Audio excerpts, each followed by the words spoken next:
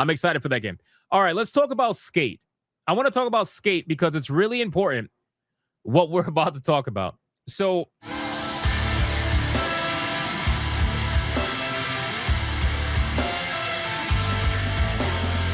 Skate made a promise when it first came out. If you guys don't know, Skate is a free-to-play game. All right, it's a free-to-play game, so there's no initial investment, but obviously their money is going to be made on the microtransactions. However, Skate made a promise to their players that when they come out with new locations for the game, when they release new locations for the game, that they were not going to paywall those locations. Okay, they made that promise. And now it looks like they are backtracking on that promise. And they said that sometimes plans have to change. Oh, you don't say. So this should be interesting. So Skate players are naturally fucking pissed as the upcoming third season is briefly paywalling a new location after the developers previously promised that no map areas will be locked behind a paywall. Now, we've all been saying it for years, but a new Skate game should have been one of the easiest slam dunks for EA. Instead, it decided to go the way of a live service game, which, while initially quite popular and well-received, has had a hard time keeping its manual going through the new seasons. Well, see, that's the thing, right? If you don't have the... it's all about, it's all about the retention. We talk about this all the time. When it comes to these live service games, the initial numbers don't really mean a fucking thing unless they're awful. If they're awful, then you're cooked. But if the initial numbers are decent, it's not really going to matter. It's all about the retention, right? So the retention is really important, especially when it's a free-to-play game like this. And if you are losing people quickly, especially, then it's not good, right? If you go over to SteamDB, I haven't even looked at Skate in the longest time. Let's see what Skate is doing on SteamDB. Okay. This is exactly what I'm talking. This is High Guard all over again, bro. Like Skate's a little bit better than High Guard, but still, it's High Guard all over again. 5 months ago, it released at 134,901 all-time concurrent players, right?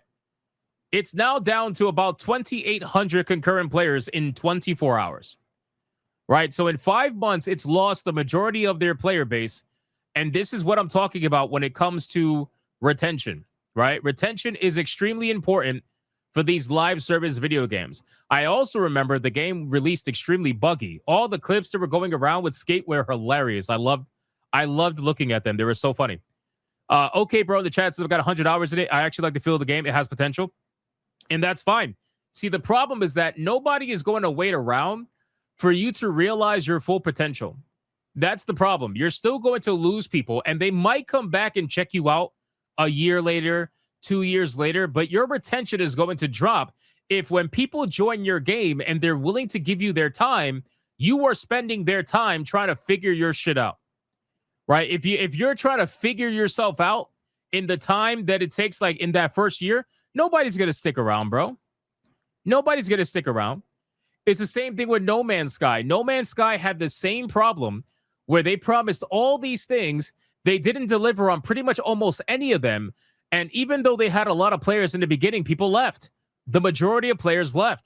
And people left for many years until eventually they slowly but surely, through constant grind, slowly gained their player base back. But otherwise, people said, fuck it. You know what I mean? It's not worth it. Still early access, though, it doesn't matter. People are gonna get burned out. This is why like early access is good and also bad. Because if a game is in early access and people are playing it to the tune of hundreds of hours, what's going to happen when the game actually comes out? Most people are going to be bored of it by then. So it's a blessing and it's a curse for certain video games, depending on the style of video game. I don't think this is that kind of game. But anyway, regardless, the game is at 2,800 in a 24-hour peak, and it's just not looking good, right? So I think this is the reason why they are turning their backs on their original promise about not charging money for any new locations, because considering they don't have as many players as they did 5 months ago, they have to maximize the amount of money they make on whoever's left. So the people that are left are the ones that are going to have to flip the bill. Not only has the player count dropped significantly since launch, but the developers seem to keep making the worst possible choices that keep annoying the community even more. Things have really come to a head in the past 24 hours, though, as the announcement of Season 3, the response to a paywall controversy, seems like the last straw for a lot of players. Skate says the following: we launched Skate in early access so we could build it with players, not behind closed doors. Since September, we've been updating the world, tweaking characters, and adding features our players have been asking for. And there's a lot more coming. Yes, sometimes plans have to change. Ugh. Yeah, I don't think people care, bro. I don't think people care. I think that if you're trying to tell people that the reason why you're going back on your promise before is because sometimes things have to change, yeah, I don't think that's going to be a good enough answer. I think people are going to tell you go fuck yourself. Pretty sure. It also said that sometimes plans have to change. So that's part of the deal when you're building in public, which has gone down about as well as you can imagine. It's not been exactly smooth skating for Skate over the past few months, but this really does seem like a big turning point for a lot of players. The game's subreddit is completely filled with negative reactions to the announcement and the season's content, with some even crying for calls to speak up. Well, let's see. Let's go to our fabled Steam forums. We're going to go to the Steam forums, and we're going to see if anybody is losing their mind over that, or if it's just... Let's see if it's just Reddit. Hold on. So let's go to discussions, and let's scroll down. Oh, what do you know? The first post in the Steam forums. People saying it isn't a paywall. Just because you aren't opening your physical wallet doesn't mean that there isn't a wall. A paywall is any artificial barrier designed to monetize your time or your patience. Paying players get permanent instant access via the premium pass. Free players have to rent the map for 24 hours at a time using 500 RIP chips. It gets worse. Let's see. What's this? Ignoring Isle of Grom paywall backlash. Open World Collection, whatever that was, is practically scrapped. Leaderboards and player-created parks aren't even in development for the game. Oh, boy. First draft of the formal collective feedback. What? Formal collective feedback form? What the fuck is this? Bro, they're that mad that they're trying to write a formal complaint. Oh, my God. Just be aware that I have not written this for the community. I have written this for the corporate business aspect, so I've used their language and terms, which is the only way to even be glimpsed at, let alone stand a chance of being taken seriously. Oh, my God, bro. These guys are going hard as fuck. I don't think you guys are going to like this. What's changing? The important stuff. Starting with the end of Season 2 and going forward, ticks will not roll over from season to season.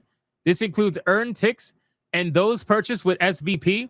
Like most games with seasonal currencies, that means you'll need to spend your ticks in the season you've earned them, starting now with Season 2. But we get it. You have a life, and your ticks shouldn't disappear into the void if you're busy living it a day a new season starts. If you still have ticks at the end of the season, the game will auto-exchange items for you by utilizing those leftover ticks. Oh, boy.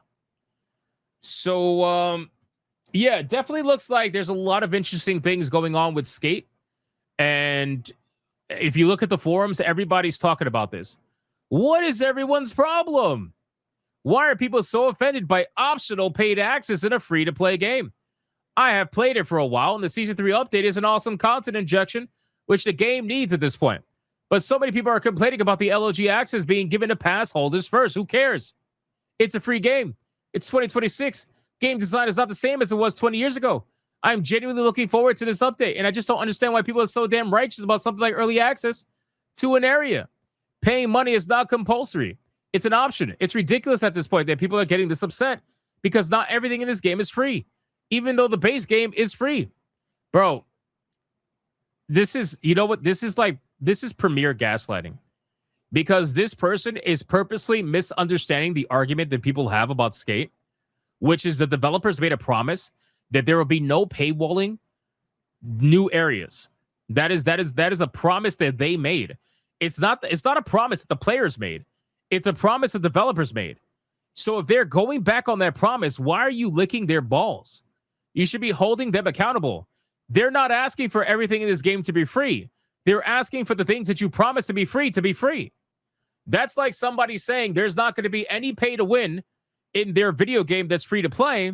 And meanwhile, they start putting items in the cash shop like Epic Gear that gives you the best stats if you spend $30 on it. That's pay to win. You know what I'm saying? Like it's crazy, bro. People really will. Like, this is a prime example of somebody who loves the game and for some reason is actively seeking people who hate the game and is trying to convince them that their hate for the game right now is unjustified for whatever that reason may be, because they like the game, so they want other people to like the game the same way that they like it. Just because you lick the balls of corporations doesn't mean that other people have to lick the balls of corporations. But anyway, just enjoy the game instead of riling yourselves up about righteous game politics and ethics. Chill out and play the game. Just consume, guys. Just consume. Just consume. Consume. Consumed. I don't know how else to say it other than that. My God, bro. Oh, my God. Consume. I love... You know what? We should start calling them Consume Bros. You know what I mean? Maybe I could make a merchandise shirt called Consume Bros or something like that. You know? Just consume. Exactly, Defrost. Just shut up and consume. Why can't you just consume, you fucks? You know, it's free. The game is free. Crazy, man.